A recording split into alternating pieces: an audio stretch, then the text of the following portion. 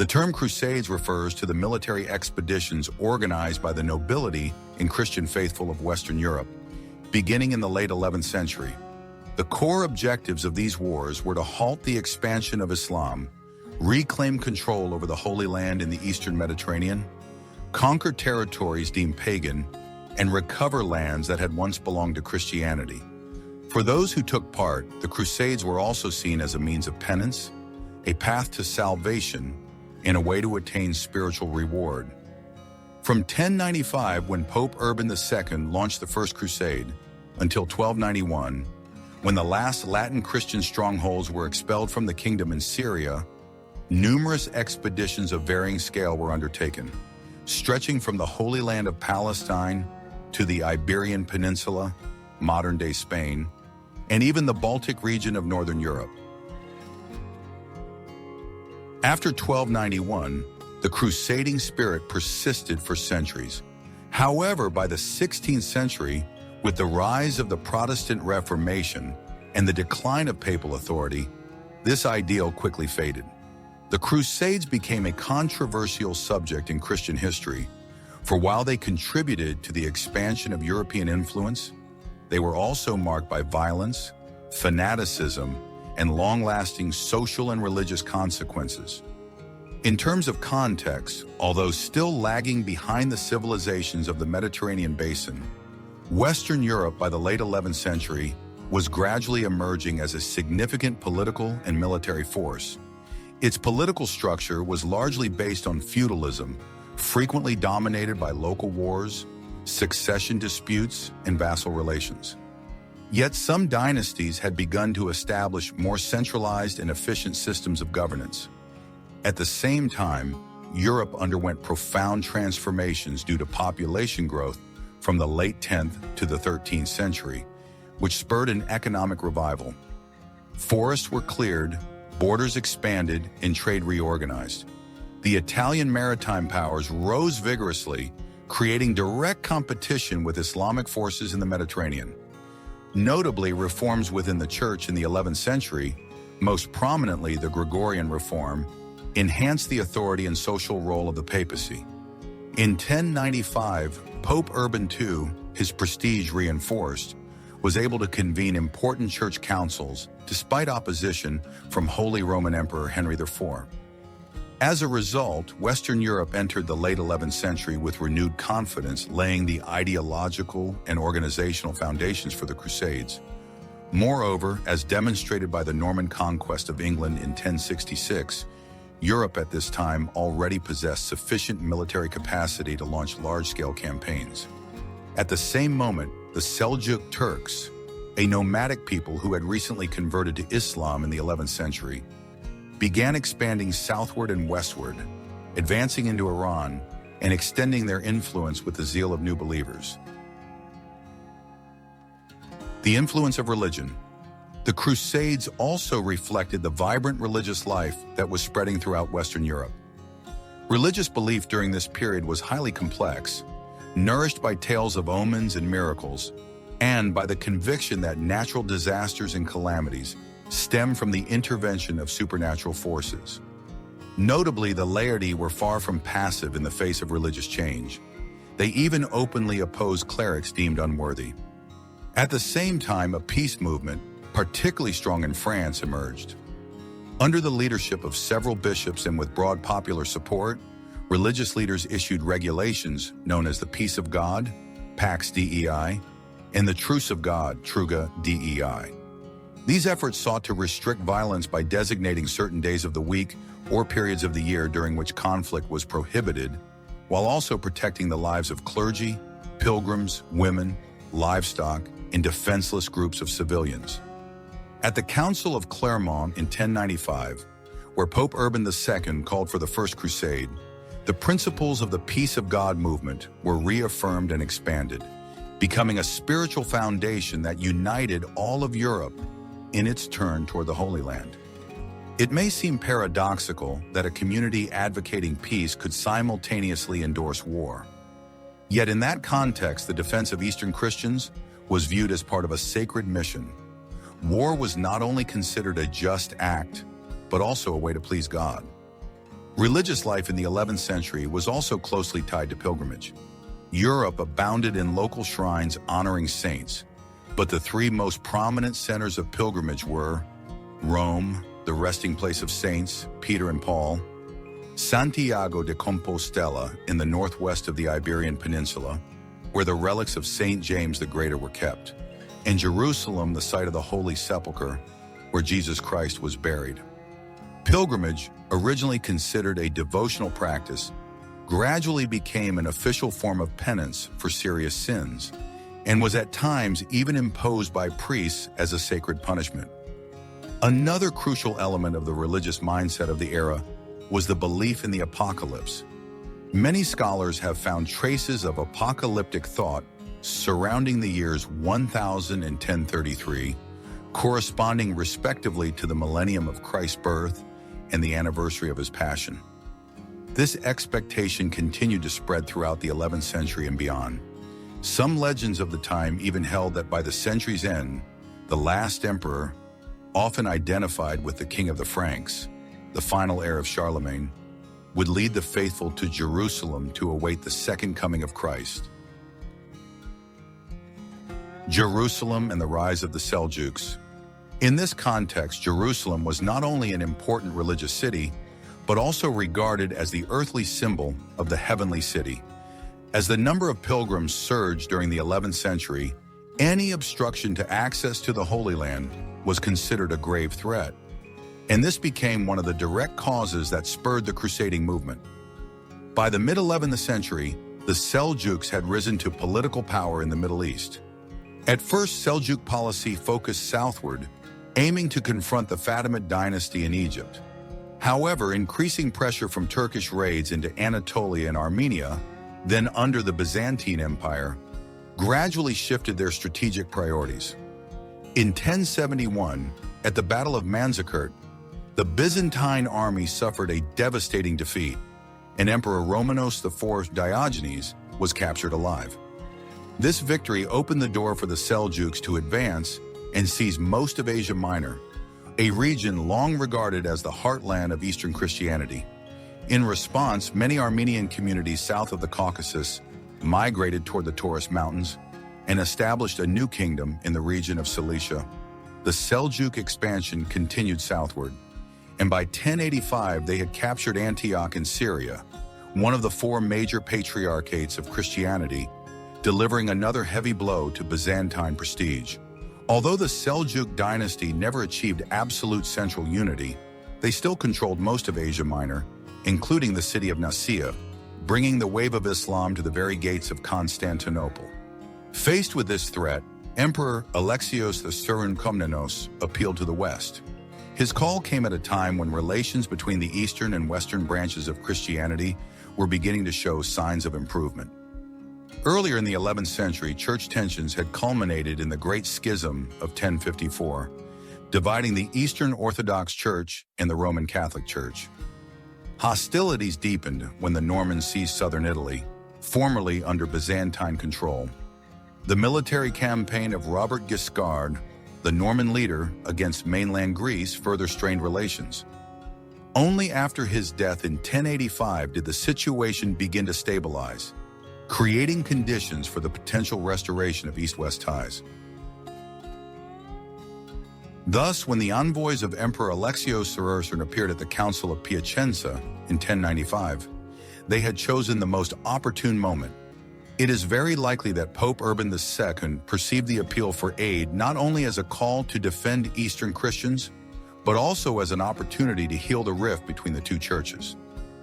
That same year, at the Council of Clermont, November 1095, attended mainly by bishops from southern France together with representatives from other regions, many important ecclesiastical matters were discussed. A series of canons was issued, including the reaffirmation of the principle of the peace of God, Pax Dei. Most notably, Pope Urban II proclaimed a plenary indulgence, Indulgentia Plenaria, meaning full remission of all temporal punishments for sin, granted to anyone who pledged to participate in or support the expedition to aid Eastern Christianity. Afterward, in a large outdoor assembly, Urban II delivered his famous address to the public. The exact words of his speech are no longer preserved, as surviving accounts were composed many years later. However, all sources indicate that he emphasized the plight of Christians in the East, the dangers faced by pilgrims, and the desecration of the holy places. He urged those accustomed to war and violence to dedicate themselves to a sacred cause, the liberation of the Holy Land.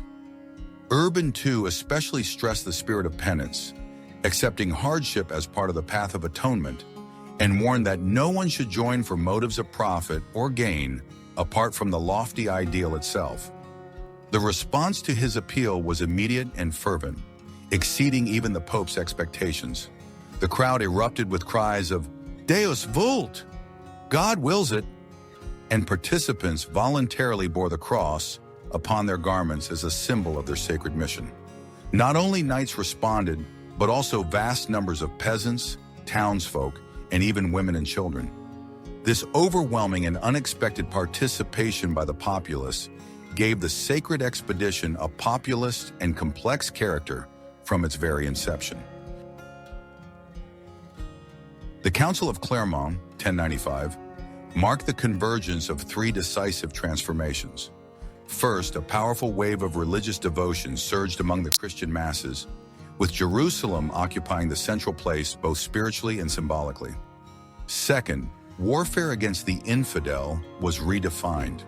No longer a mere secular conquest, but a religious act, a sacred duty performed in order to please God.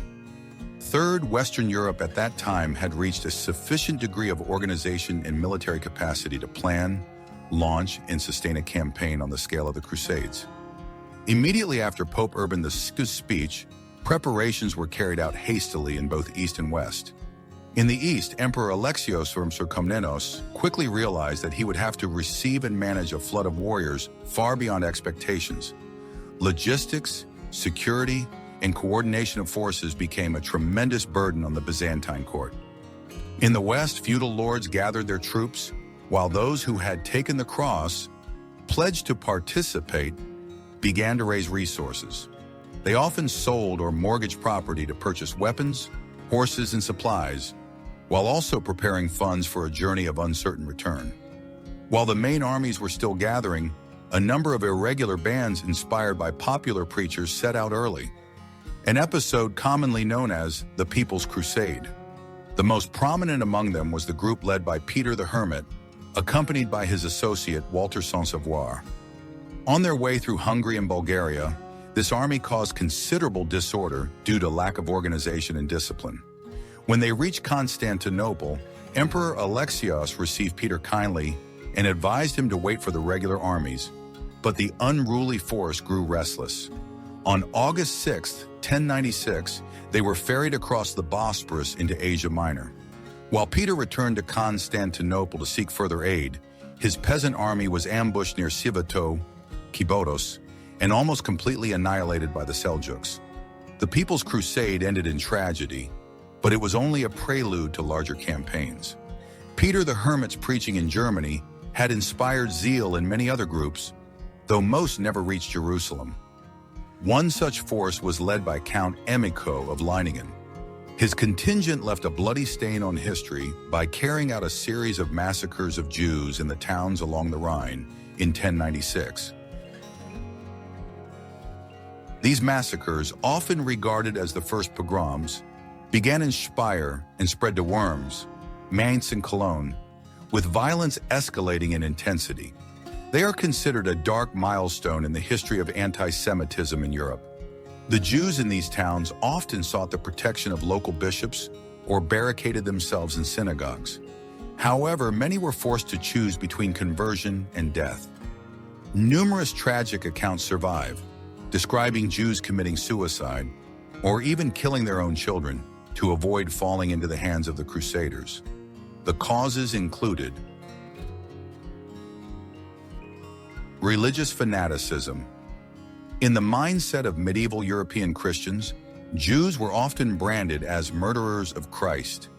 They existed as a minority community but were deeply stigmatized in Christian society. Economic and social crisis. Before the Crusade, many regions of Germany and northern France faced famine and unrest. Jews, often moneylenders, became convenient scapegoats for public resentment. Religious misconceptions. Some crusaders, especially among the popular bands, believed that before marching to the Holy Land, they must first purify Christ's enemies at home, namely the Jews. Greed for wealth. Many knights and impoverished peasants saw plundering Jewish property as a way to finance their costly pilgrimage. Radical leadership. Figures such as Count Emico of Leiningen and several minor nobles incited violence to rally fanatic crowds and bolster their own prestige. This event illustrates that, from the very beginning, religious ideals were tainted by greed and blind violence. It stood in stark contrast to the spirit of liberating the Holy Land originally proclaimed by the Pope. This fanaticism provoked outrage not only within the Jewish community, but also in certain contemporary Christian accounts, which regarded the failure of the People's Crusade as divine punishment for those crimes. After the massacres, Emico's army advanced into Hungary, but was quickly routed by the king's forces. After this defeat, Count Emico of Leiningen was forced to withdraw in disgrace and return home. By August 1096, in response to Pope Urban II's call, 4 regular armies of the First Crusade set out simultaneously, together with a smaller contingent led by various princes. This smaller force was commanded by Hugh of Vermandois, brother of King Philip I of France. Hugh departed early but suffered heavy losses when his fleet sank in the Adriatic Sea during the voyage from Bari, Italy, to Dyrrhachium, modern Durrës, Albania. The first large army was led by Godfrey of Bouillon, Duke of Lower Lorraine since 1087. Godfrey was the only prince of the Holy Roman Empire to participate, although he and most of his companions spoke French. Accompanying him were his 2 brothers, Eustace and Baldwin, as well as a relative, Baldwin of Labourg. Godfrey's army chose an overland route, marching through Hungary without major obstacles. Within Byzantine territory, markets were set up to provide supplies. Aside from a few isolated incidents of looting, they arrived safely in Constantinople on December 23, 1096. The second force was organized by Bohemond of Taranto, son of Robert Guiscard, the Norman leader of southern Italy. Having campaigned with his father in the Adriatic, Bohemond was regarded with particular suspicion by the Byzantines. Yet upon reaching Constantinople on April 9, 1097, at the age of 40, Bohemond made clear his intention to seek a favorable arrangement. Motivated both by crusading zeal and by personal ambition in the east, the third and largest army was commanded by Raymond IV of Saint-Gilles, Count of Toulouse. At 55, Raymond was the oldest and most powerful of the leaders, and he aspired to become commander-in-chief of the entire expedition. Pope Urban II appointed Adhemar of Le Puy, Bishop of Le Puy, as papal legate to accompany him. Raymond also personally financed a large number of unarmed pilgrims. His army crossed northern Italy, circled the head of the Adriatic, and advanced through the Balkans. Due to its sheer size, the army caused disturbances in Dalmatia and even clashed with Byzantine forces before reaching Constantinople on April 21, 1097. The Fourth Army was led by Robert II of Flanders. With him were his cousin Robert II of Normandy, brother of King William II of England, and Stephen of Blois, son-in-law of William the Conqueror. This force crossed the Adriatic from the port of Bari and joined the other armies near Constantinople. No European king directly took part in the First Crusade. However, the presence of 4 major forces, amounting to about 4,000 knights and 25,000 infantry, around Constantinople posed a serious challenge for Emperor Alexios of Komnenos. The Byzantine Empire's objective, focused on recovering territories lost to the Seljuks, did not fully align with the aspirations of the Crusaders. To safeguard imperial interests, Alexios required each leader to take a solemn oath. Any territory formerly belonging to Byzantium if recaptured, must be returned to him. At the same time, they had to pledge loyalty for the duration of their stay on imperial soil. Among the leaders, only Bohemond agreed to swear the oath fully. The others complied reluctantly. Raymond of Saint-Gilles even accepted only a vague promise, pledging merely to respect the emperor's property and life. Nevertheless, Raymond and Alexios later became close allies, with Raymond often acting to defend Byzantine interests throughout the campaign. From Constantinople, the Crusaders, together with a Byzantine support force, advanced toward Nicaea, the capital of the Seljuk dynasty in Anatolia, now Iznik, Turkey. After a period of siege, the city surrendered on June 19, 1097, and was handed back to the Byzantine Empire. A week later, on June 26, the Crusader army continued its arduous march toward Antioch. They had to cross the barren and rugged terrain of Anatolia, with harsh mountains, scorching heat, and food shortages, by far the greatest challenge they had yet faced. On July 1, 1097, at Dorylaeum, the Crusader vanguard was fiercely attacked by the Seljuks. Under a rain of arrows and in extreme heat, they held their ground until the main force and reinforcements from the rear arrived in time. The battle ended with a resounding Crusader victory, marking the first time they triumphed on a major battlefield, and demonstrating the power of coordination between the Western armies and their Byzantine allies. However, the march deeper into Anatolia became extremely arduous. The difficult terrain, harsh climate, and lack of provisions inflicted heavy losses on the Crusaders.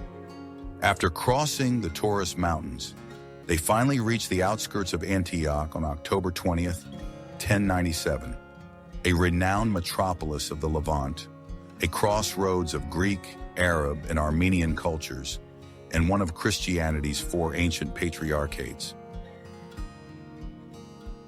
On the way to Antioch, Baldwin of Bologna, brother of Godfrey, broke away from the main army to involve himself in political upheavals in Armenia. Through alliances and diplomacy, he quickly established himself as the ruler of Edessa. The creation of the County of Edessa, 1098, marked the first Crusader state in the East, serving as a shield to protect Antioch and other Christian territories from raids coming from the northeast. The siege of Antioch began in late October 1097 and lasted until June 1098. The city was surrounded by massive walls with more than 400 towers. Despite provisions delivered by Genoese and English ships, the Crusaders were exhausted by hunger and disease. By the spring of 1098, the situation became even more desperate when a large army led by Kerboga, the Atabeg of Mosul, advanced to lift the siege. Many Crusaders deserted, including Peter the Hermit, who was caught and pardoned. By contrast, Stephen of Blois, a French nobleman, fled but was intercepted by the Seljuks. On his retreat, he encountered Emperor Alexios Komnenos, who was leading Byzantine reinforcements, and persuaded him that Antioch had already fallen. Alexios decided to withdraw, a sound decision militarily but disastrous diplomatically. Upon hearing this, the Crusaders immediately declared the agreement to return Antioch to the Byzantines null and void. From that point, the pursuit of land and power began to overshadow the original religious ideal. In this context, Bohemond of Taranto, the shrewd Norman leader, proposed that whoever first captured Antioch should possess it, an open challenge to Alexios. Bohemond secretly contacted a disaffected officer inside the city. On the night of June 3, 1098, as the city lay complacent, its gates were secretly opened to Bohemond's forces. The Crusaders poured in and seized Antioch. Aside from one central citadel that still held out, the city fell to the expeditionary army. Yet the victory was incomplete.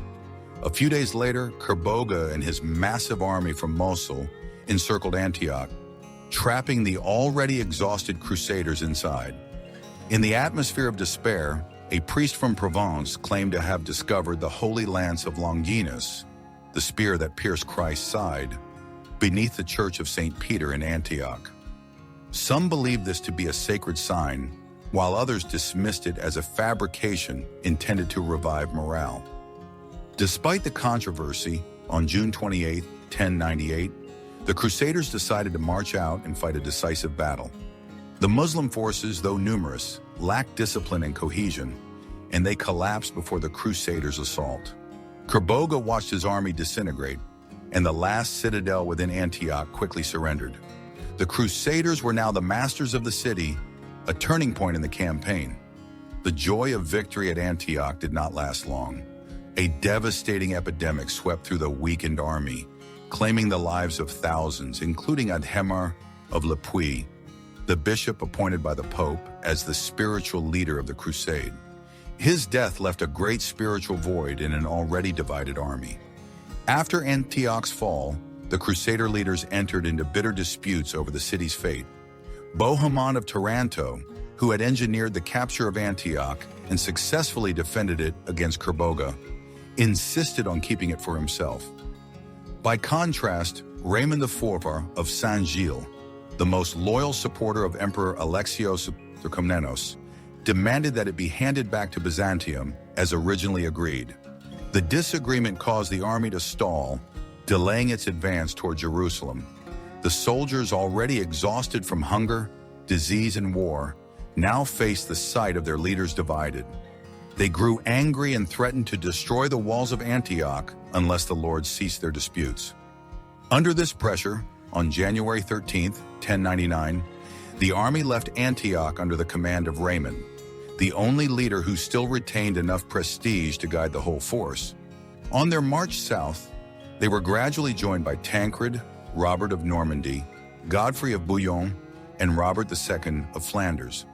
Bohemond, in defiance of his oath to the emperor, remained behind to occupy Antioch, laying the foundation for the Principality of Antioch, one of the first Crusader states in the East. The siege of Jerusalem marked the final stage.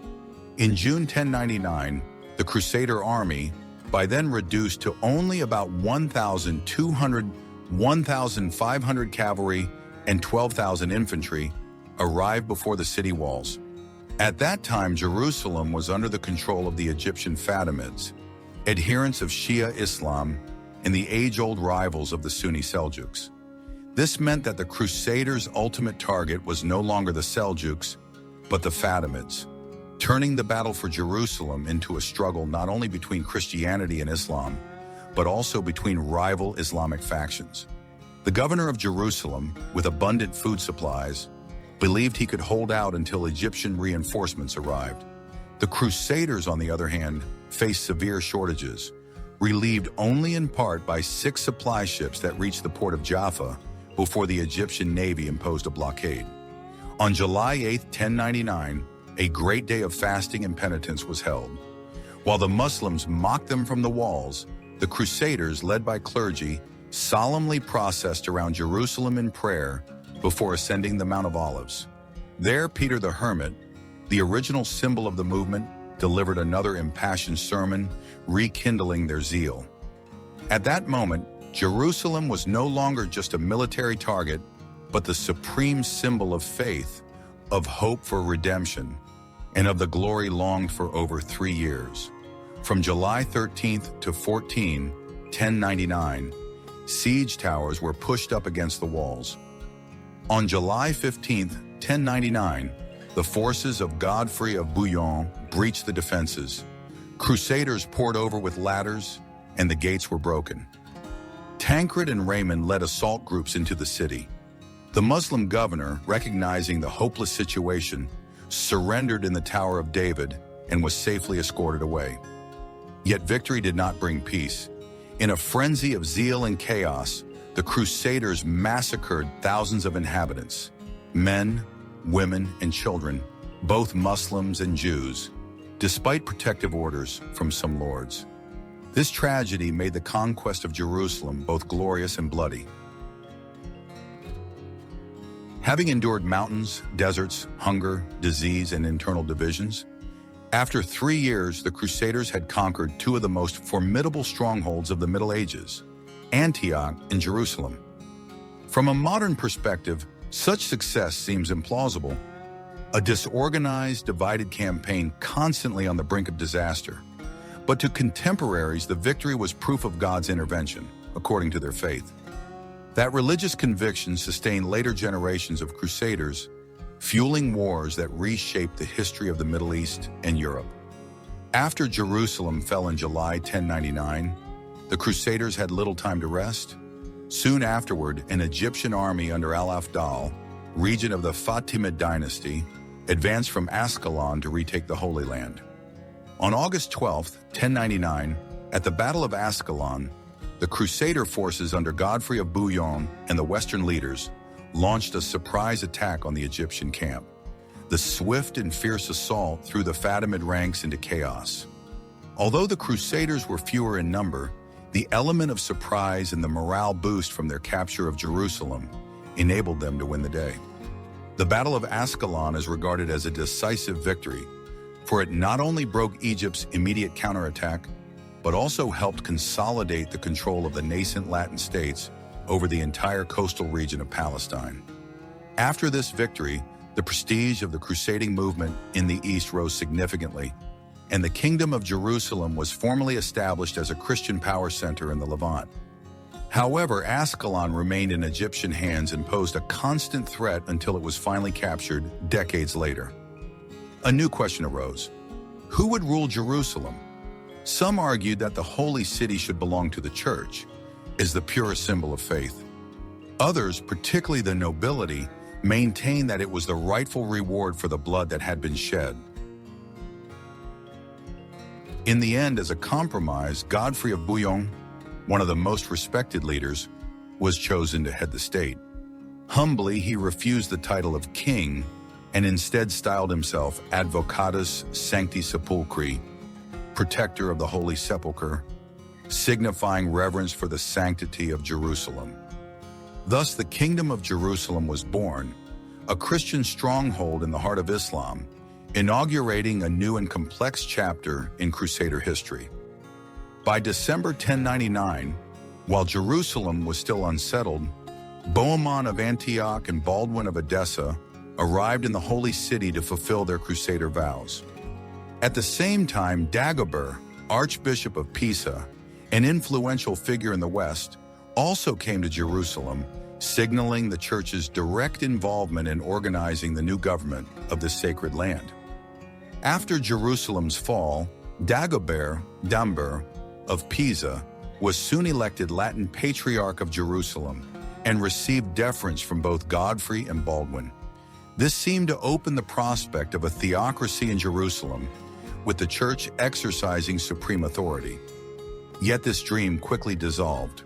When Godfrey of Bouillon died in July 1100, the nobles and citizens of Jerusalem summoned Baldwin of Boulogne from Edessa.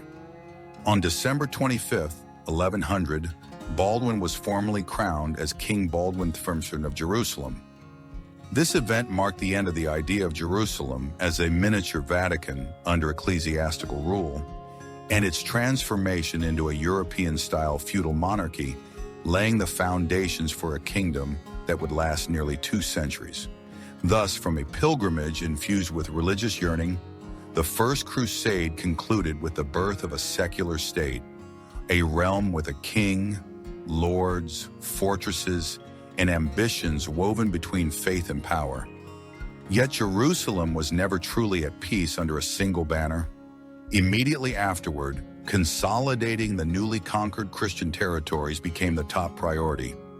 In 1101, Pope Paschal II had launched a supplementary crusade, but the Western armies suffered disastrous defeats at the hands of the Seljuks in Asia Minor.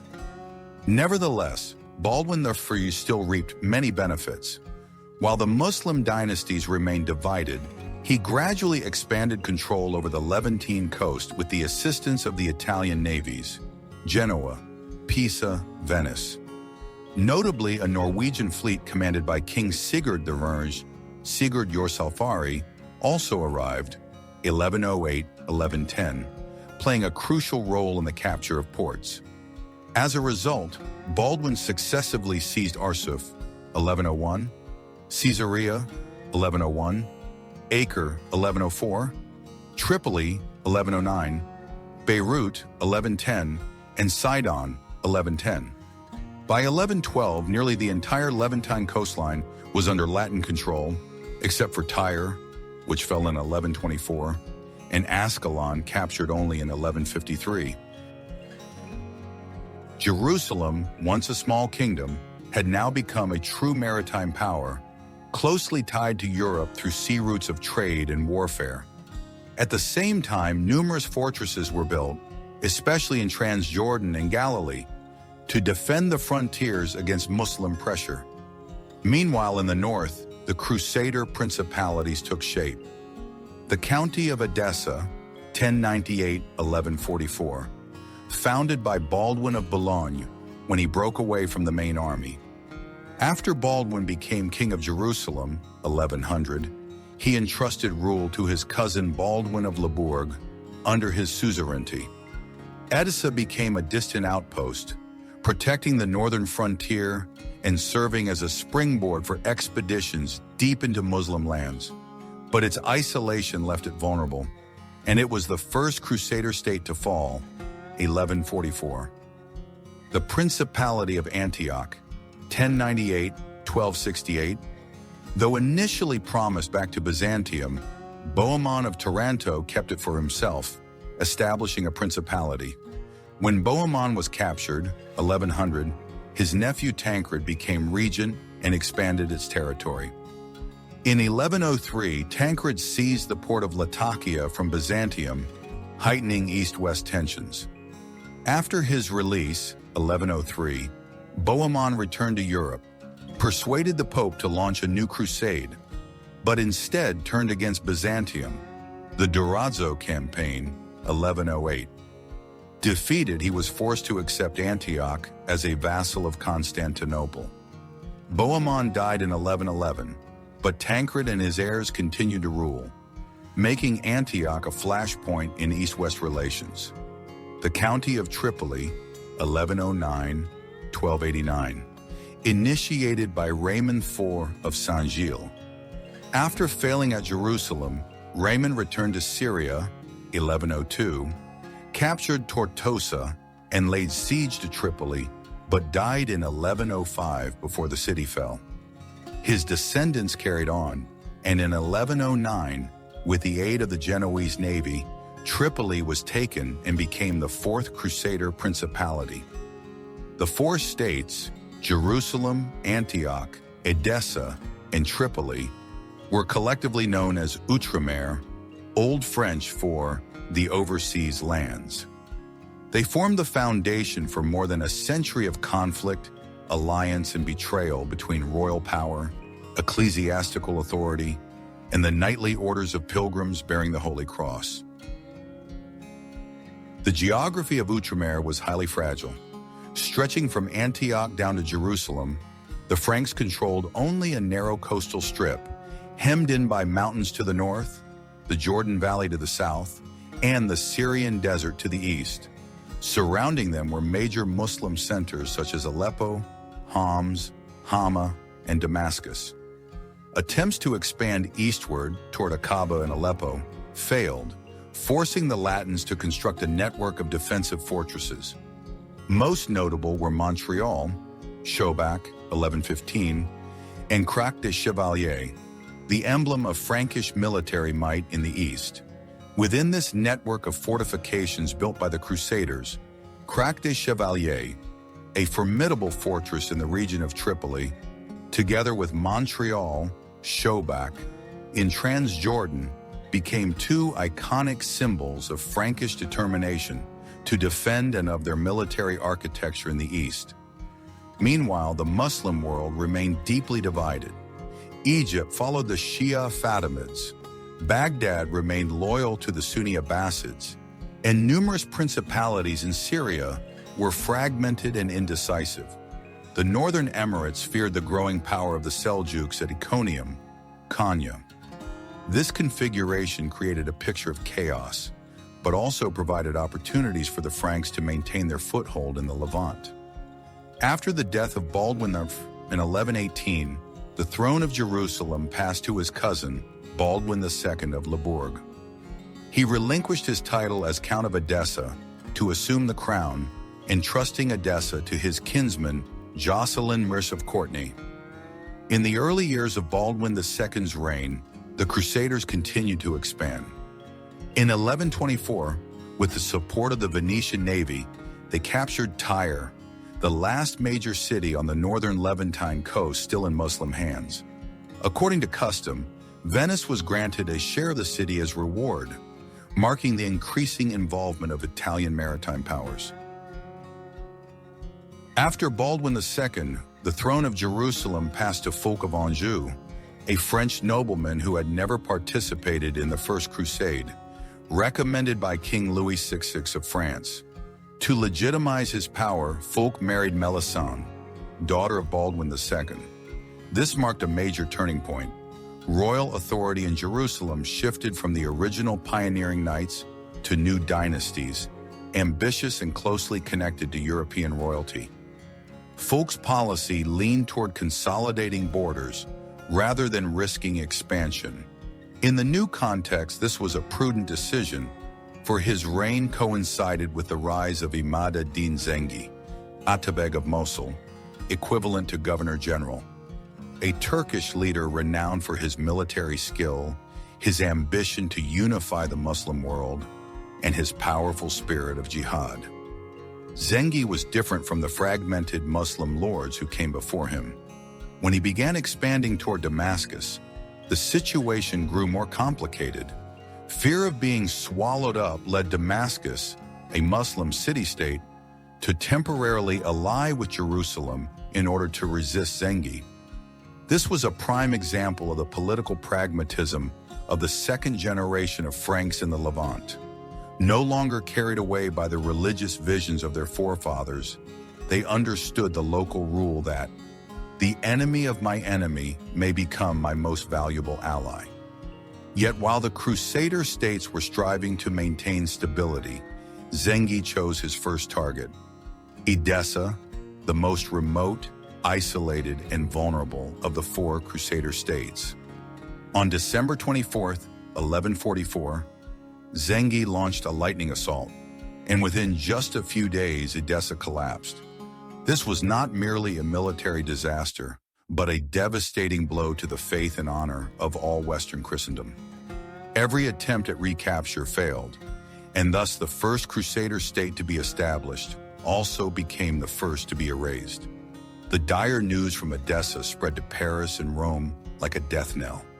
Once again, the crusading fever was ignited. But this time, unlike the first expedition led by anonymous knights, the mighty kings of Europe themselves would march to war. This marked the beginning of the Second Crusade, a chapter both resolute and glorious, yet also tragic in history. The Second Crusade. Thus, after examining the causes and course of the First Crusade, we see that out of the ashes of war arose four Crusader states: the Kingdom of Jerusalem, the Principality of Antioch, the County of Edessa, and the County of Tripoli. These were not merely military outposts, but symbols of Western Christendom's aspirations in the Near East. However, internal rivalries, pressure from the Byzantine Empire, and the rise of Muslim leaders such as Imad ad-Din Zengi quickly cast a shadow over their fate. The greatest shock came in 1144, when Edessa, the first Crusader state, fell to Zengi, opening an era of fierce Muslim counteroffensives. From then on, a new era of Crusades began. This time, not only anonymous knights but also kings of Europe themselves donned armor and rode to war. Louis VII of France and Conrad III of Germany became the supreme leaders of the Second Crusade, a royal campaign that combined politics, ambition, faith, and tragedy. As soon as Edessa fell, cries for help echoed across Europe. In 1145, Pope Eugenius III issued the Bull Quantum Predecessores, the first crusading document drafted in a systematic manner, clearly stipulating the rights, duties, and protection of property and families for participants. This was an important step forward in canon law. The call was preached throughout France and Germany by Saint Bernard of Clairvaux, with the help of interpreters. Bernard fundamentally transformed the crusading ideal. He declared that this was not merely an act of charity or a war to reclaim the Holy Land, but a path to the salvation of the soul. In his words, Christ himself had opened for European warriors a sacred opportunity for penance and redemption. As in the First Crusade, vast numbers of common people responded to the call. But this time, the difference was the direct participation of the two most powerful monarchs of Western Europe, Louis VII of France and Conrad III of Germany. Louis eagerly embraced the campaign, while Conrad at first hesitated, persuaded only by Bernard's eloquence. The Second Crusade also differed in its objectives. Instead of focusing on a single target, the campaign unfolded on multiple fronts. The French and German kings marched east to restore Edessa. At the same time, other crusading groups fought in the Iberian Peninsula against Islam or moved into the Baltic to subdue pagan tribes. By this time, the situation in the east had changed. Byzantine Emperor Manuel I Komnenos, 1143-1180, was far from enthusiastic about the prospect of another massive crusader army marching toward Constantinople. His foreign policy relied on alliances with Germany, Venice, and the papacy to counter the Normans in southern Italy. Thus, the arrival of Western armies created great disruption. Manuel was forced to sign a treaty with the Seljuks of Rum, 1146, to avoid being attacked in Asia Minor while the Crusaders passed through. Strategically, this was a wise move, but it deepened Western suspicions and the belief that the Byzantines had betrayed the faith. In May 1147, Conrad set out, accompanied by many German nobles, the King of Poland, the King of Bohemia, and his nephew Frederick of Swabia, who would later become Emperor Frederick I Barbarossa. The German army, poorly disciplined, caused much tension upon reaching Constantinople in September 1147. Nevertheless, Conrad and Manuel maintained stable diplomatic relations. Both shared concern over the actions of Roger II of Sicily, who seized the opportunity to capture Corfu and attack Greek territories. Despite Manuel's advice to follow the coastal route, Conrad decided to lead the German army straight into the interior of Asia Minor. On October 25, 1147, at Dorylaeum, where the First Crusaders had once triumphed, Conrad and his soldiers, exhausted and short of provisions, were ambushed and utterly defeated by the Seljuks. The German force was almost completely annihilated. After the disaster at Dorylaeum, Conrad III was left with only a handful of survivors and was forced to retreat to Nicaea. Meanwhile, Louis VII of France, accompanied by his wife Eleanor of Aquitaine, traveled overland across Europe, arriving in Constantinople on October 4, 1147, about a month later than the Germans. Some of his more impetuous companions, upon learning that Emperor Manuel I Komnenos had signed a treaty with the Seljuks at Iconium, misunderstood the situation, accused Manuel of treachery, and urged Louis to ally with Roger II of Sicily to attack Byzantium. However, thanks to the moderation of his advisors, Louis resolved to honor his commitments. Any Byzantine territory seized by the French during the campaign would be returned. By November 1147, the French reached Nicaea and learned of Conrad's defeat. The two monarchs then joined forces, following the coastal route through Asia Minor. The French army advanced first, reaching Ephesus. There, Conrad fell gravely ill and had to return to Constantinople for treatment, provided at Manuel's expense. After his recovery, he took ship and arrived at Acre in early 1148. The march of the French army from Ephesus to Antioch during the harsh winter was extremely arduous.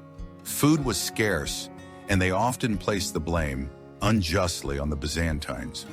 Manuel was forced to order the protection of cities against the wrath of the Crusaders, which led to more clashes with fellow Christians than with Muslim enemies. Louis began to believe that the Greeks were deliberately trying to weaken the expedition. By the time they reached Antioch, where Raymond of Poitiers, Eleanor's uncle, ruled, the French force had been greatly reduced. The original goal of recapturing Edessa had become impossible, for Nur ad-Din, Zengi's son and successor, had massacred the Christian population there, making the city's restoration unthinkable. Raymond urged Louis to launch a campaign against Aleppo, the center of Nur ad-Din's power. But Eleanor's open support for Raymond provoked Louis's displeasure. The king promptly left Antioch, forcing the queen to accompany him and advance toward Jerusalem. In Jerusalem, where Conrad had already arrived, a council was convened that included many notable figures from France, Germany, and the Kingdom of Jerusalem, among them Queen Melisende and her son Baldwin III, to decide the next course of action. Although the Crusaders had suffered great losses, they were still able to muster around 50,000 men, the largest force ever assembled for a crusade up to that time. After much debate, they resolved to launch a campaign against Damascus. This decision was highly controversial, for the Emir of Damascus, Mu'in ad-Din Unur, had leaned toward cooperation with the Franks out of fear of Nur ad-Din's growing power. But once besieged, Unur was compelled to call for Nur ad-Din's aid, and he quickly marched his forces to the city. The siege of Damascus, July 24, 1148, was marked by poor planning and disorganized leadership, and after only 4 days, faced with the risk of encirclement, the Crusaders were forced to retreat. It was a humiliating defeat, caused chiefly by the clash of interests among the factions. After the failure, Conrad returned to Constantinople, where he concluded an alliance with Manuel to oppose Roger II of Sicily. Louis, on the other hand, harbored resentment against Manuel, blaming Byzantium for the defeat, to the point of accepting Roger's offer of ships to return to France, and even considering a crusade directed against Byzantium itself. This plan ultimately failed for lack of papal support, but from then on, the notion that Byzantium is the enemy, not the ally, spread widely in Western opinion. The Second Crusade began with fervor and great expectations, but ended in crushing failure. Saint Bernard explained this collapse by attributing it to the sins of Western Christians. Only through repentance, prayer, and purification of the soul could God grant victory again. This interpretation became an important seed of thought, nurturing moral movements and religious reforms in the 12th century. For Islam, victory over a royal-led campaign was a tremendous source of encouragement, paving the way for the rise of Nur ad-Din and later Saladin. In the 25 years following the Second Crusade, the Kingdom of Jerusalem was ruled by two outstanding kings, Baldwin III, 1143-1163, and Amalric, 1163-1174. In 1153, Baldwin III captured Ascalon, extending the kingdom's southern coastline. But this was also the last major conquest. The following year, Nur ad-Din seized Damascus, adding another link in the chain of unifying the Muslim world under his authority. As the Fatimid dynasty of Egypt weakened due to court crises, the threat of absorption by Syria caused deep concern in Jerusalem. From 1164, when Nur ad-Din sent General Shirkuh and his nephew Saladin into Egypt, King Amalric III repeatedly intervened. After several rounds of struggle, both sides withdrew, but the balance of power increasingly tilted in favor of the Muslims. At the same time, Amalric I sought cooperation with Byzantium. He dispatched Archbishop William of Tyre as envoy to Constantinople, initiating important diplomatic alliances. In 1168, before news of the diplomatic agreements secured by William of Tyre could reach Jerusalem, King Amalric II suddenly launched a campaign against Egypt. The expedition failed, creating an opportunity for Nur ad-Din's General Shirkuh to enter Cairo. After Shirkuh's death on January 23, 1169, his nephew Saladin, then serving as Nur ad-Din's deputy, swiftly eliminated rival factions and took control of Egypt. By late 1169, Byzantine and Jerusalemite forces jointly attacked Damietta, but the campaign failed due to seasonal flooding and lack of supplies, forcing both sides to withdraw. In 1171, Saladin, following Nur ad-Din's orders, altered the khutbah, the Friday sermon in the mosque, replacing the invocation of the Fatimid Caliph in Cairo with that of the Abbasid Caliph in Baghdad, thus formally ending the Fatimid dynasty and closing the long period of division within Islam in the Levant, which had previously enabled the Latin states to survive. The deaths of Amalric I and Nur ad-Din in 1174 marked a turning point that ushered in a period of turmoil. In 1176, the Seljuks of Iconium, Konya, defeated the Byzantine forces of Emperor Manuel I Komnenos at Myriokephalon, a disaster reminiscent of Manzikert, 1071. When Manuel died in 1180, hopes for an effective alliance between Byzantium and the Latin states also vanished. 3 years later, in 1183, Saladin captured Aleppo, completing almost the entire encirclement of the Crusader states in the Levant. By 1185, he signed a truce with Jerusalem and returned to Egypt. In Jerusalem, Amalric I was succeeded by his son Baldwin IV, R. 1174, 1185, a 13-year-old afflicted with leprosy. Though the young king showed extraordinary determination, his worsening condition required the kingdom to repeatedly appoint regents, while the issue of succession grew increasingly tense. Eventually, Baldwin's sister, Princess Sibylla, bore a son with William of Montferrat. This child later became Baldwin V.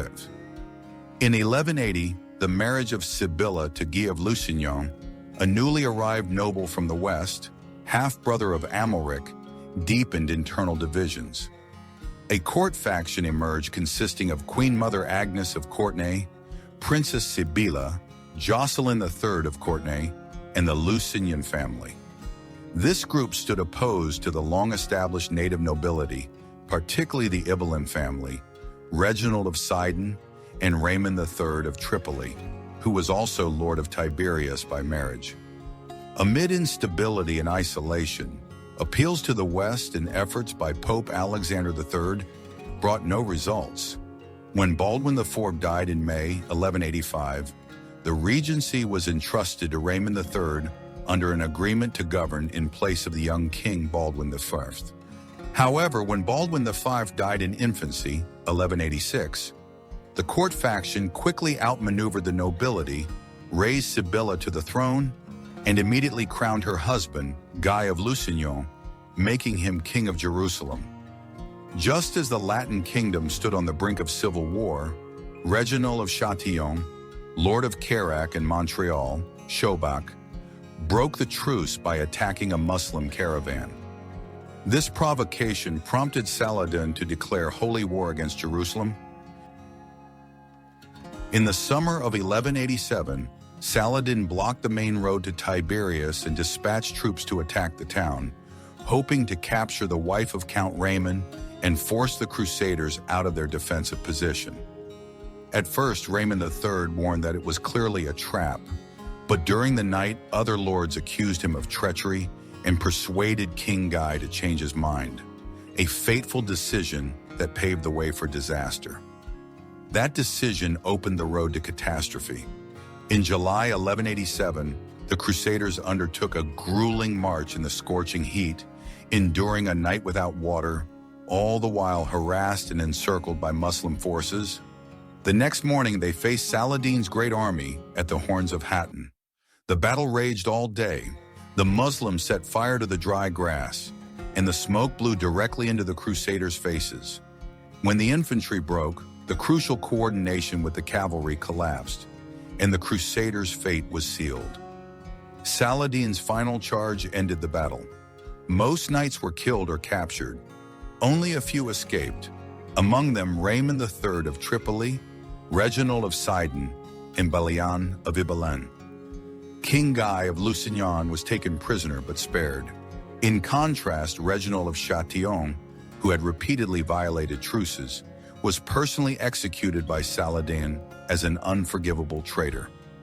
Around 200 knights of the Templars and Hospitallers were also put to death on Saladin's orders, as they were regarded as warrior monks beyond redemption. Other knights were treated with honor, and most were later ransomed. The fate of the infantry was far harsher. The majority were sold into slavery. Almost the entire military force of the Kingdom of Jerusalem was destroyed at Hattin. In addition, Saladin captured the relic of the True Cross, the supreme sacred symbol of Christianity, and carried it to Damascus, where it was paraded through the streets upside down as a profound humiliation for the West. Following his victory at Hattin, Saladin quickly pressed the advantage. He seized Tiberias and moved to the coast, capturing Acre, one of the most strategic ports of the Kingdom of Jerusalem. By September 1187, Saladin and his generals controlled most of the key fortresses, along with nearly the entire coastal system from the south of Tripoli downwards, with only a few places remaining, such as Jubail, Byblos, and Batron, in the county of Tripoli, and the city of Tyre in the Kingdom of Jerusalem. In October of the same year, Jerusalem was defended only by a small force under the command of Balian of Ibelin. Under overwhelming pressure, Balian was forced to negotiate surrender. Saladin agreed to allow the inhabitants to leave the city if they paid ransom. However, thousands of poor people who could not afford it were sold into slavery. Those permitted to remain were primarily Syrian or Greek Christians. Notably, Saladin also allowed certain Jewish communities to return and settle in the Holy City, something rarely seen under previous Muslim dynasties. By 1189, the entire territory of the Kingdom of Jerusalem had fallen into Saladin's hands, with only two last bastions holding out: Beaufort Castle and the city of Tyre. Meanwhile, the county of Tripoli and the Principality of Antioch were in a state of exhaustion, controlling little more than their capitals and a few scattered fortresses. Virtually the entire edifice that the Latins had painstakingly built over more than a century in the Levant, from territories, fortresses, and seaports to religious symbols, collapsed in the blink of an eye. This was a massive shock for Western Christendom, and at the same time marked the rise of a unified Muslim world under the banner of Saladin. The Third Crusade. In the previous sections, we examined the causes and main events of the First and Second Crusades. The Third Crusade was another epic campaign, marking a decisive turning point in the history of the Crusades. Although its ultimate goal, the recapture of Jerusalem, was not achieved, the events of this war left a profound mark on politics as well as on relations between the Crusader states and the Muslim world. The origins of the Third Crusade. News of Jerusalem's fall in 1187 spread rapidly across Europe, even reaching there before Archbishop Josias of Tyre, who had been sent to appeal for aid, could return. Pope Urban III, not Bonoba, died shortly afterward. Many sources claim it was from grief upon hearing the dreadful news. His successor, Pope Gregory VIII, immediately issued the bull Audita Tremendi, calling upon all the faithful to fast, repent, and prepare for a new crusade. Meanwhile, in the east, signs of resistance quickly appeared.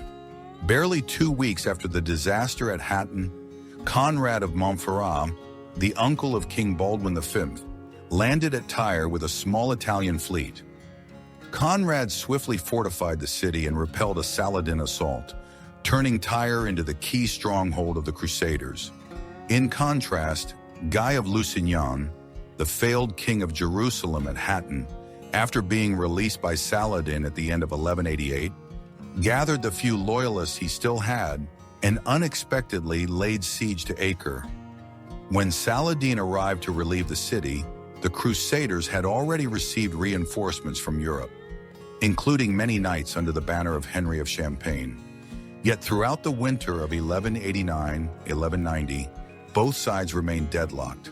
Saladin could not break the siege of Acre, while the Crusaders suffered heavy losses from hunger and disease.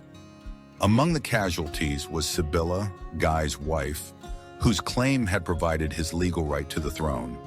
Her death led many nobles to shift their support to Conrad. To strengthen his position, the marriage of Isabella, Sibylla's sister, to Humphrey IV of Turan was annulled, and Isabella was compelled to marry Conrad. Still, Guy stubbornly refused to relinquish his claim to the crown, plunging the kingdom into severe political turmoil. The response from Europe. In November 1189, the first to respond to the call was William II of Sicily, who immediately prepared a fleet to sail eastward, but he died later that same year. Soon after, fleets from England, Denmark, and Flanders also set out. Most notably, the Holy Roman Emperor Frederick I Barbarossa, now nearly 70 years old and a veteran of the Second Crusade, decided once again to take up the cross. On May 11, 1189, he departed with one of the largest armies in the history of the Crusades, marching through Hungary and into Byzantine territory. However, Byzantine Emperor Isaac II Angelus, in a secret agreement with Saladin, sought to hinder this advance. In response, Barbarossa captured Adrianople and only returned it when Isaac agreed to transport the German army across the Dardanelles into Asia Minor. In May 1190, after defeating the Seljuks at Iconium, Konya, the Germans pressed onward into Armenia. But on June 10, 1190, tragedy struck. Frederick Barbarossa drowned while crossing the Salif River, today the Göksu in Turkey. His death dealt a crushing blow to the morale of the entire army. Only a small contingent, led by Frederick of Swabia and Leopold V of Austria, continued the march and reached Tyre. For Saladin and the Muslims, the sudden death of such a seasoned emperor was seen as divine intervention. The Western kings joined the crusade. In Europe, Archbishop Josias successfully persuaded the two most powerful monarchs of the West, Philip II Augustus of France and Henry II of England. After Henry II's death in 1189, his son Richard I, Richard the Lionheart, continued the crusading cause. From this point, the Third Crusade truly became a royal campaign, with the mightiest kings of Western Europe personally leading the armies, making it one of the most prominent and dramatic expeditions of the Middle Ages. The relationship between the two kings leading the Third Crusade was far from easy. The vast Angevin domains in France, especially Normandy, were always coveted by Philip II Augustus of France. Rival ambitions and mutual suspicion complicated the coordination of the campaign, even though both had pledged to fulfill their crusading vows. It was not until July 4, 1190, 3 years after the disaster at Hattin and the loss of Jerusalem, that the two monarchs finally met at Vézelay to prepare for departure. Despite their shared religious objective, the underlying rivalry between them would leave a lasting impact on the course of the Third Crusade. The two leaders embodied contrasting archetypes. Richard I of England, the Lionheart, was a brilliant warrior, but not a skillful ruler. He had rebelled against his father Henry II and quarreled with his brothers. The beloved son of Eleanor of Aquitaine, Richard epitomized the crusader knightly ideal, chivalrous, daring, and passionate for battle, as in the songs of the troubadours. He could be generous to worthy foes, but ruthless toward prisoners or the weak. Richard would become the central figure in the great clashes with Saladin, turning the war into a duel between two proud icons of East and West. Philip II Augustus, by contrast, was a seasoned statesman who had already ruled for nearly a decade before joining the crusade. He lacked the chivalric flair or taste for pomp, but he was a pragmatic, calm, and shrewd leader. Though not a bold warrior, Philip excelled at organizing sieges and directing engineers. His participation in the crusade was driven less by religious fervor than by political necessity, to strengthen Capuchin royal authority against the overwhelming power of the Angevin kings. In his heart, he regarded the expedition as only a temporary episode in France's long-term strategy. At the invitation of William II of Sicily, Richard and Philip met in Messina, on the island of Sicily, and signed a formal treaty defining the obligations and rights of each side. This was an effort to maintain nominal unity, despite their latent rivalry over territories and political influence, especially in the Angevin lands in France under Richard's control. On April 20th, 1191, Philip and the French fleet landed at Acre, taking direct command of the renewed siege. The Siege of Acre, already a brutal struggle since 1189, now entered its decisive stage. After a stormy sea voyage, Richard landed on the island of Cyprus in the spring of 1191. There he learned that his sister, Joan of England, widow of the King of Sicily, and his fiancée, Berengaria of Navarre, had been shipwrecked and fallen into the hands of Isaac Komnenos, a rebellious Byzantine prince who had proclaimed himself king. Isaac underestimated Richard and foolishly resisted, only to be swiftly defeated and captured. Richard conquered the whole of Cyprus in a short time, turning the island into a vital logistical base. Cyprus would remain under Latin rule for 4 centuries, serving as a key supply hub for campaigns in the east, even after the fall of the Crusader states on the mainland. On June 8, 1191, Richard landed at Acre and immediately joined the siege. Only a month later, under the pressure of siege engines, assaults on the walls, and the failure of a relief force commanded by Saladin's nephew, the Muslim garrison was forced to surrender against Saladin's direct orders. According to the agreement, Saladin pledged to ransom the entire garrison in exchange for 3 conditions: the return of the true cross, the payment of 200,000 dinars, and the release of more than 1,000 Christian prisoners. This was one of the rare surrender settlements that both sides initially honored. However, disputes quickly erupted among the Crusaders. Richard insulted Leopold V of Austria by casting down his banner from the city walls, provoking Leopold to withdraw his troops. Philip II Augustus, disinterested in the campaign and suffering from illness, returned to France in August 1191, claiming he had fulfilled his Crusader vow. His departure caused resentment, but also gave Richard undisputed command. Tragedy followed when Saladin delayed the ransom payments as agreed. Enraged, Richard ordered the mass execution of about 2,700 Muslim prisoners outside Acre in August 1191. A brutal act meant both as intimidation and as a warning to Saladin. The massacre at Acre was a severe psychological blow. In response, Saladin ordered the execution of most Christian prisoners in his custody. From that point, all hope of negotiation between the two sides collapsed, and the campaign entered a phase of unrelenting, uncompromising warfare. On September 7, 1191, at Arsuf, Richard's army and Saladin's forces clashed in a major battle. With outstanding tactical skill, Richard won a resounding victory, forcing Saladin to retreat with heavy losses, while the Crusaders suffered relatively few casualties. The Battle of Arsuf was not only a military triumph, but also greatly revived Crusader morale, which had been weakened by prolonged sieges and internal divisions. Following this victory, Richard quickly recaptured Jaffa, turning it into a strategic base while restoring Christian control over the Levantine coast. He reinforced defenses at Ascalon, a key southern port. Twice Richard advanced close to Jerusalem, close enough to glimpse the holy city from afar, but both times he withdrew. With pragmatic reasoning, Richard recognized that holding Jerusalem would be impossible without securing the surrounding hinterland.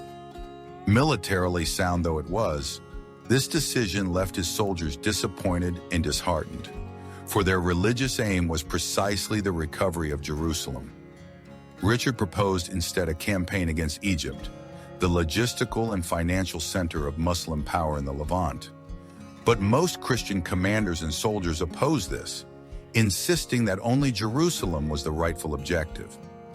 This disagreement laid bare the conflict between Richard's strategic vision and the religious aspirations of the troops, leaving the campaign at an impasse. Meanwhile, in Europe, Philip II Augustus, after withdrawing, took advantage of Richard's absence to launch attacks on Angevin territories in France, despite papal prohibitions. This forced Richard to repeatedly receive urgent calls to return and defend his family's interests. At the same time, channels of diplomatic communication remained open between Richard and Saladin, with discussions even touching on possible marriage alliances. Their personal relationship is described by chroniclers as one of mutual respect, even tinged with chivalry, though they were enemies on the battlefield. On September 2, 1192, the Treaty of Jaffa was signed, with terms stipulating the coastal strip from Jaffa northward would belong to the Christians, Ascalon would be handed back to Saladin, but its fortifications had to be demolished, and most importantly, Christian pilgrims were granted free access to Jerusalem, though the Holy City remained under Muslim control. On October 9, 1192, Richard departed the Levant, ending his role in the Third Crusade. However, on his return journey, he was shipwrecked and fell into the hands of Leopold Domine of Austria, whom he had insulted at Acre. This marked a tragic turning point in his journey back to Europe. Although the supreme objective of recapturing Jerusalem was not achieved, the Third Crusade nonetheless secured significant results. Most of Saladin's gains after Hattin, 1187, were undone. The coastal cities were retaken, the Latin defensive system was restored, and Christian power in the Levant was strengthened. Before leaving the east, Richard agreed to depose Guy de Lusignan and recognize Conrad of Montferrat as the legitimate king of Jerusalem. However, shortly thereafter, Conrad was assassinated by agents of the Nizari Ismailis, commonly called the Assassins in the West. His sudden death forced the court to seek a new successor.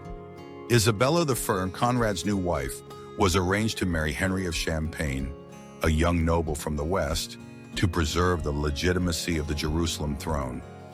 Meanwhile, Guy de Lusignan was appeased by being appointed governor of Cyprus, where he enjoyed a relatively successful and stable rule. Although Jerusalem remained in Muslim hands, Richard the Lionheart established a new balance. The Crusader states in the Levant were restored in strength, trade and pilgrimage routes were secured, and many key fortresses returned to Western control. In this context, the strategic failure of Jerusalem could not overshadow the overall achievements of the Third Crusade. It was a campaign that made Richard not only a symbol of Crusader zeal, but also of the art of medieval warfare. The transition after the Third Crusade. The death of Saladin on March 4, 1193, not long after the campaign ended, marked the close of an era in the history of Islam and the Crusades. He is remembered as one of the greatest Muslim leaders, resolute against foreign invaders, yet renowned for his chivalry, tolerance, and political acumen, qualities that even his Christian adversaries respected. After Saladin's death, the Muslim world, which had been temporarily unified under his banner, quickly fell back into division. The Ayyubid successors lacked the authority to preserve unity and were therefore willing to conclude truces with the Crusader states, motivated more by political and economic interests than by religious ideals. These truces extended into the early 13th century, ushering in a period of relative stability between Western Christendom and the Middle Eastern Muslim world. In this context, Italian merchants quickly established lucrative trade routes with Egypt, helping Mediterranean commerce reach a period of prosperity. The Crusaders also adapted. Though they had lost Jerusalem, they reorganized into a new kingdom. In name, it was still the Kingdom of Jerusalem, but in practice its center was Acre. Historians refer to this period as the Second Kingdom of Jerusalem, lasting from after the Third Crusade until the fall of Acre in 1291. The reign of Amalric II. In 1194, Amalric of Lusignan succeeded Guy in Cyprus and was recognized as king. He also received royal investiture from the imperial chancellor of Emperor Henry VI of the Holy Roman Empire, thereby affirming his legitimacy under imperial authority. This move both strengthened his royal status in Cyprus and tied the island kingdom more closely to the Western Christian world. After the death of Henry of Champagne in 1197, the third husband of Queen Isabella of Jerusalem, Amalric was chosen to succeed to the throne of Jerusalem, which was now based in Acre. In 1198, he married Isabella herself, thereby legitimizing his rule. However, Amalric pursued a policy of separate administration. Cyprus became a logistical base and strategic bulwark in the Eastern Mediterranean, while Acre remained the political center of the Second Kingdom of Jerusalem. Under Amalric's reign, governance was organized efficiently and in some respects more modern compared with contemporary standards. The assizes of Jerusalem continued to be refined, reflecting an increasingly legalistic tendency among the Latin nobility in the East. In foreign affairs, Amalric maintained peaceful relations with Al-Adil, the brother and successor of Saladin in Egypt, a shrewd diplomatic policy that was vital for the survival of the Crusader states in a region largely dominated by Islam. After Amalric II died in 1205, the two kingdoms he had jointly ruled, Cyprus and Jerusalem, Acre, were once again divided. By 1210, the crown of Jerusalem passed to John of Brienne, a French knight sent eastward by King Philip II Augustus. To legitimize his position, John married Maria of Montferrat, the daughter of Conrad of Montferrat and Queen Isabella the Myrrh, thereby becoming King of Jerusalem by right of marriage.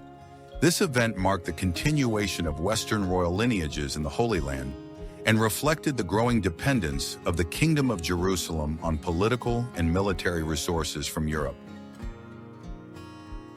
During the same late 12th, early 13th century period, significant adjustments occurred in the two northern Crusader states, Antioch and Tripoli, when Raymond III of Tripoli died in 1187 without a legitimate male heir. The lordship of Tripoli was passed to a nephew of Bohemond III, Prince of Antioch. This led to a temporary union of Antioch and Tripoli, creating a larger territorial bloc for military and logistical purposes, stretching from the Syrian coast to the northern highlands. In practice, however, Bohemond III maintained relative independence from Jerusalem as well as from other Western powers. This tradition of autonomy was deeply rooted among the Antiochene nobility, most of whom hailed from southern France and Italy, and were little influenced by the Latin legal system of Jerusalem. Instead, they maintained stronger cultural and political ties with Byzantium and the Armenian principalities. Bohemond III was particularly cautious in his relations with Muslim powers, at times choosing diplomatic accommodation rather than direct confrontation, especially after the Crusader defeat at Hattin, 1187. The relative stability of Antioch and Tripoli in the early 13th century reflected the political pragmatism and flexible survival strategies of the northern Levantine nobility, which stood in contrast to the more symbol-laden religious ideals and chivalric spirit of Jerusalem. However, the fragmentation of power among the Crusader states meant that the Latin presence in the Levant as a whole lacked coordination, gradually exposing a fatal weakness in the decades that followed. Armenia and the process of Latinization. At the same time, the Kingdom of Cilician Armenia entered a period of closer ties with the Latin world, primarily through marriage alliances with the ruling families of Antioch and Tripoli. This integration was not only political, but also marked a significant shift in the ambitions and status of Armenian leaders in the Levant. Leo II of Armenia, also known as Leo I, King of Cilician Armenia, was a man of great ambition He actively joined the Crusaders in campaigns in Syria and Acre, demonstrating goodwill toward cooperation with the West. More importantly, he longed to be recognized as a true king, rather than merely a local prince. To achieve this goal, Leo skillfully sought recognition from both the Pope and the Holy Roman Emperor, the two authorities holding the highest symbolic power in the Latin world. In 1198, with papal approval, Archbishop Conrad of Mainz, the representative of Emperor Henry VI, Hohenstaufen, solemnly placed the royal crown upon Leo's head. This event officially elevated Armenia to the status of a kingdom acknowledged by the West, and Leo became King Leo of Cilicia. However, to obtain that title, Leo was compelled to make concessions in religion. The Armenian Church formally declared union with the Roman Catholic Church. Politically, this was a shrewd step, strengthening Armenia's international position and linking it more closely with the Latin states. But internally, the decision sparked deep divisions. The lower clergy and the populace, long devoted to the traditions of the Armenian Orthodox Church, fiercely opposed the move, seeing the abandonment of their national religious identity for Rome as an act of betrayal. As a result, while Leo III's reign gained international recognition, its domestic religious legitimacy was weakened. This division became a seed of internal instability, one that persisted throughout the period of Latinization in the Levant. The later Crusades and the collapse of the Latin states in the Levant, 1202-1291. General background. After the First Kingdom of Jerusalem lost its capital to Saladin in 1187 and survived only precariously along the Levantine coast, the crusading movement entered a new phase. The Latin states in the east faced existential pressure from the Muslims, particularly the Mamluk dynasty and later the powerful sultans who succeeded Saladin.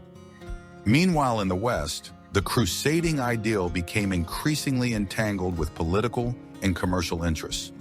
The Fourth through the Eighth Crusades vividly reflected this transformation, from the initial fervent religious spirit to a mixture of faith, ambition for power, and pragmatic calculation. The Fourth Crusade, 1202-1204, a tragic turning point. The Fourth Crusade was launched by Pope Innocent III with the original goal of striking Egypt, the strategic center of Muslim power. However, financial shortages forced the army to sign an agreement with the Republic of Venice. Under the leadership of Doge Enrico Dandolo, the Venetians skillfully manipulated the campaign to serve their own commercial interests. Instead of proceeding directly to the Levant, the Crusaders were compelled to capture Zara, in present-day Croatia, a Christian city that had resisted Venice. This act provoked outrage in the Roman Curia, leading the Pope to excommunicate the army, though he later lifted the sentence to allow the expedition to continue. The tragedy reached its climax when the Crusaders became entangled in the dynastic disputes of the Byzantine Empire. In 1203, they captured Constantinople and installed Alexios IV Angelos as emperor. But when he was overthrown and killed, the Crusaders once again besieged the city. In April 1204, Constantinople was brutally sacked. The Hagia Sophia was desecrated. Treasures and holy relics were looted. On its ruins, they established the Latin Empire of Constantinople, while the Byzantine nobility fled to found successor states such as the Empire of Nicaea, the Empire of Trebizond, and the Despotate of Epirus. The consequences of the events of 1204 were profound. The crusading ideal was tarnished.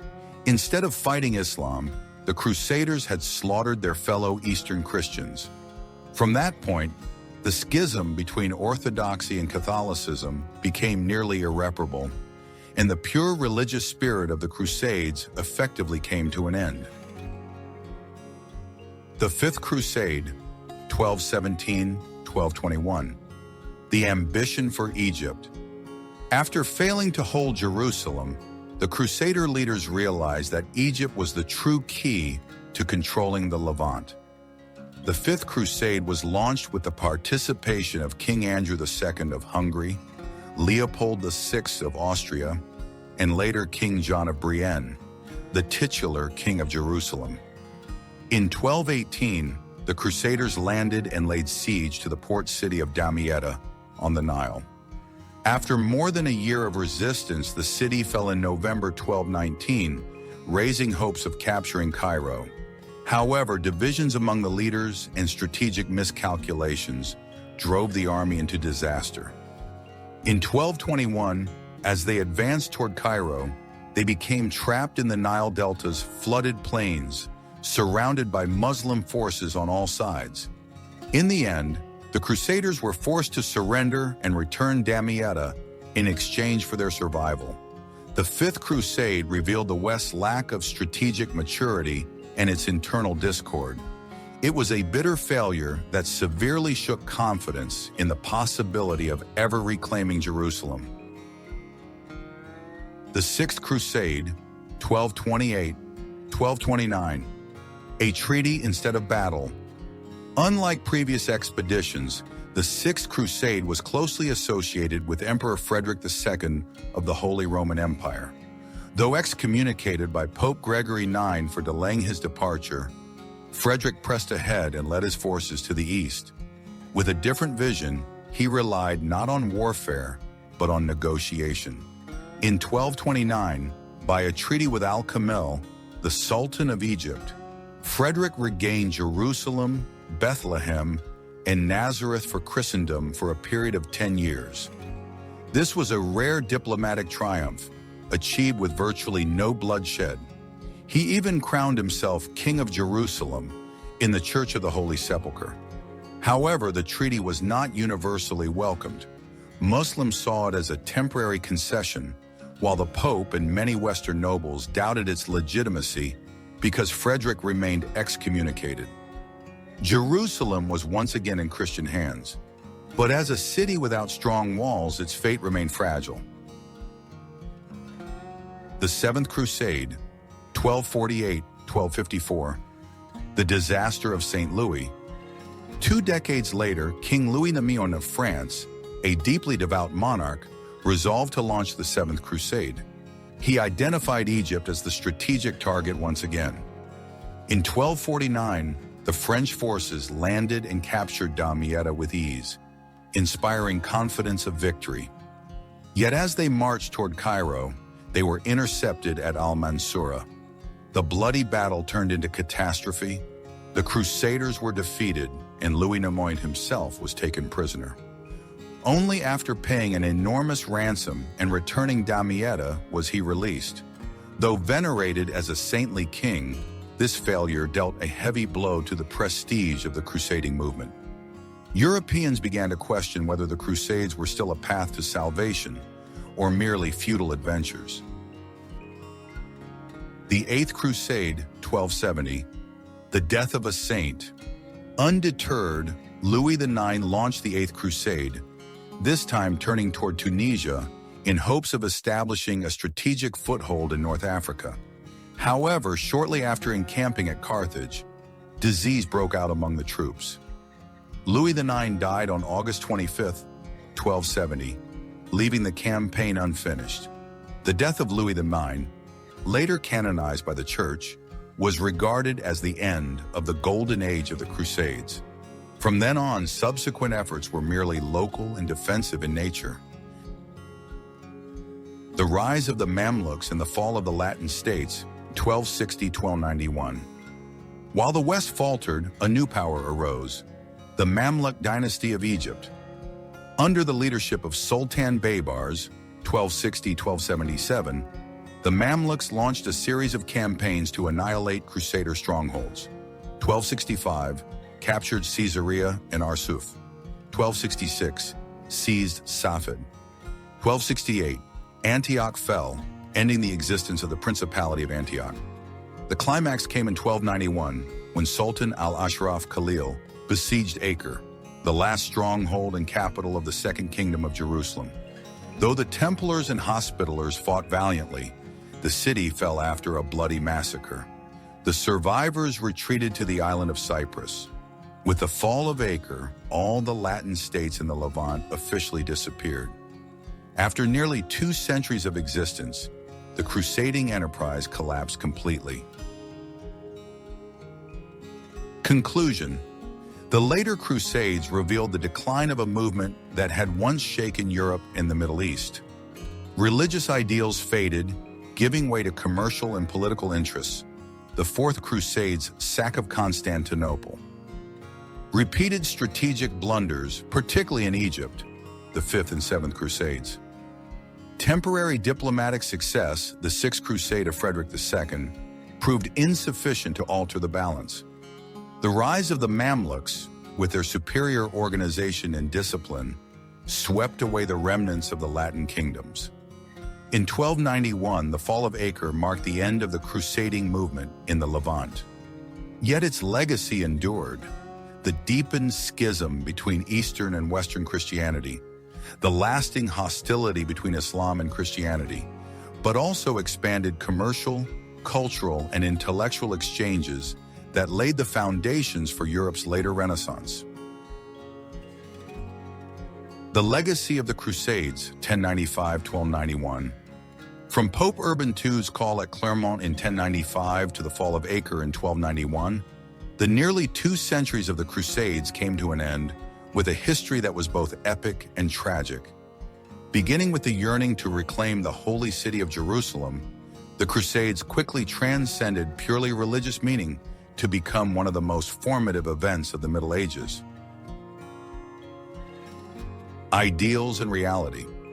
At first, the Crusades were ignited by the sacred belief that fighting for Jerusalem was the path to salvation.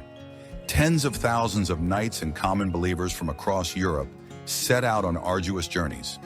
The First Crusade, 1096 to 1099, was a resounding success. Jerusalem was recaptured, and 4 Latin states, Jerusalem, Antioch, Edessa, and Tripoli, were established. To contemporaries, this was the moment when God's will was made manifest. Yet that ideal was soon tested by reality. Subsequent wars revealed internal divisions, the greed for power among leaders, and the harsh conditions of the Levant. The Second Crusade ended in disaster, and though Richard the Lionheart brought glory in the Third Crusade, Jerusalem remained in Muslim hands. From the Fourth Crusade onward, the religious ideal was overshadowed by political calculation, culminating in the sack of Constantinople in 1204, where Crusaders plundered a Christian city instead of fighting Islam. Causes of the collapse. Several reasons explain why the crusading movement ultimately failed to sustain a lasting presence in the East. Internal divisions. Western lords and monarchies were constantly split, vying for power and placing personal interests above the common goal. Strategic mistakes. Many expeditions targeted Egypt, correct in theory, but poor organization and lack of preparation led to catastrophe. The rise of a united Islam. From Saladin to the Mamluk sultans, Muslims learned to overcome internal rifts and forge concentrated strength. Local weakness. Crusader fortresses and armies, however valiant, were isolated islands in a sea of Muslims. Their survival depended too heavily on aid from distant Europe. Changes in the West. After the 12th century, Europe entered a new phase of economic and political development. Attention shifted toward trade and territorial expansion in Europe and North Africa, rather than pouring all resources into the Levant. Impact on Europe. Although a military failure, the Crusades had enormous impact on Europe. Economy. Mediterranean trade routes expanded, especially through Venice, Genoa, and Pisa. Eastern goods, spices, silk, glassware, medicines flowed into Europe, laying the groundwork for Renaissance prosperity. Culture and knowledge. Through contact, Europeans absorbed scientific, medical, and mathematical knowledge from the Islamic world and from classical Greek and Roman traditions. This was a crucial factor leading to the Renaissance. Politics. The Crusades bolstered the authority of the Pope and the Roman Church for a time, while also highlighting the role of major monarchies such as France, England, and Germany. Yet their ultimate failure also contributed to the decline of papal prestige, paving the way for later reform. Society.